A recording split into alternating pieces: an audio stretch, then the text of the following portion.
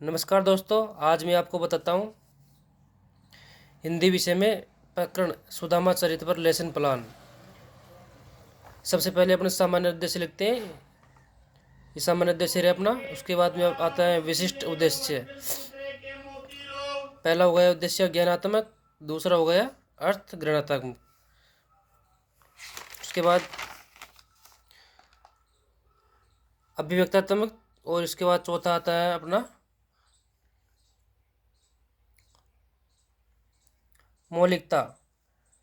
मौलिकता या सृजनात्मकता। उसके बाद पांचवा पॉइंट आता है अपना अभिरुचि। उसके बाद आता है अभिवृत्ति।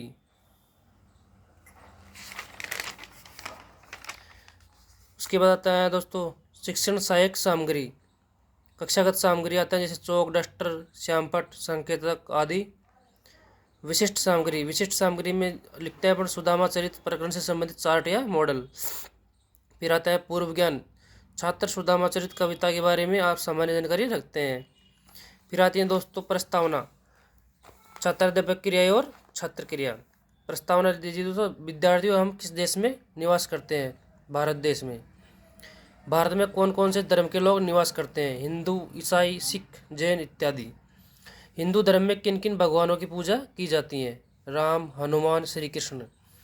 श्री कृष्ण के प्रिय मित्र कौन थे? सुदामा। सुदामा चरित्र कविता के बारे में आप क्या समझते हैं?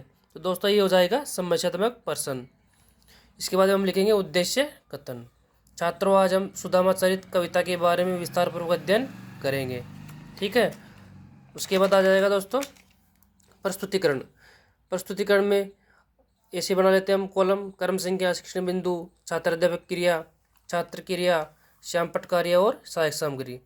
तो पहला शिक्षण बिंदु हो गया अपना आदर्श वचन। उसमें लिखेंगे छात्राध्यापक उचित यति गति लय के साथ पद्यांश का आदर्श वचन करेगा। छात्र क्रिया, सभी छात्र छात्राएं ध्यानपूर्वक सुनेंगे। फिर आ गया दूसरा शिक्षण बिंदु अनुकरण वाचन। इसमें छात्राध्यापक बारी बारी से छात्रों को अनुकरण वाचन कराएगा और छात्र बारी बारी से अनुकरण वाचन करेंगे। फिर आ गया अशुद्धि संशोधन। छात्राध्यापक छात्रों द्वारा उच्चारित अशुद्ध शब्दों को बोलकर छात्रों से शुद्ध उच्चारण करवाएगा और छात्र शब्दों का उच्चारण करेंगे। जैसे अशुद्ध शब्द है द्वारपाल, शुद्ध हो गया द्वारपाल। पगड़ी, शुद्ध हो गया पगड़ी। सुदामा, शुद्ध है सुदामा। फिर आ गया कठिन शब्दार्थ, काठिन्य निवारण। पाठ में आए कठिन शब्दों को लिखना। ये जैसे कठिन शब्दार्थ है दुर्बल, इसका अर्थ होता है पतला, बताओ यानी बताना, तन यानी शरीर। फिर आता है वाक्य यानी सरलार्थ। ये प्रस्तुत कविता का सरलार्थ है और इस पर यहाँ पर मिनीचर लगाना है वाक्य से संबंधित। उसके बाद में आ गया दोस्तों भावानुभूति प्रश्न।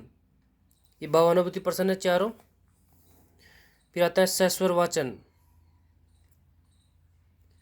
उसके बाद सौंदर्यानुभूति प्रश्न। प्रस्तुत पद्यांश में कौन सा रस है? करुण रस। कौन से गुण की प्रधानता है? ओज गुण। प्रस्तुत पद्यांश में किस भाषा का प्रयोग है? ब्रज भाषा का। फिर आ गए दोस्तों संभावित पद। प्रस्तुतिकरण पूरा हुआ। उसके बाद आता है हमने मूल्यांकन प्रश्न। इच्छा मूल्यांकन क्वेश्चन होंगे। इसमें दो होंगे वस्तुनिष्ठ, दो ऑब्जेक्टिव होंगे, दो ये होंगे रिक्त स्थान वाले और दो अतिलघुरात्मक। फिर आएगा गृह कार्य। छात्र सुदामा चरित्र कविता का सप्रसंग वाक्य व सच्चरित्र वर्णन कीजिए। थैंक यू दोस्तों।